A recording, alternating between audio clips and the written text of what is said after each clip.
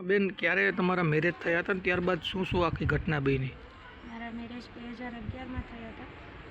હું 2 વર્ષ સાથે જોડે રહી હતી મારા સાસુ સસરા જોડે. પછી અમે લોકો ઘર કંકાસના કારણે અલગ થઈ ગયા હતા.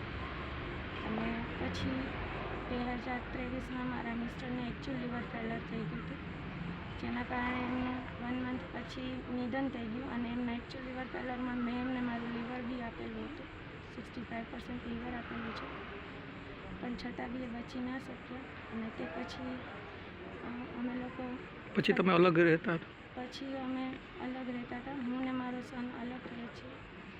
અને ત્યાં પછી અમારે ફરવા જવાનું થયું ગયા મે મહિનામાં. ત્યાં ચિત્રકૂટ અમે ગયા હતા. ત્યાં બી મારા સસરાએ આવી રીતના કરેલું. ત્યારે મેં મારી સાસુ જોડે વાત કરેલી તો એમને કીધું તારી પતિ આવે છે એમના શરીરમાં, બાકી કાંઈ નથી, એમને કંઈ કરેલું નથી.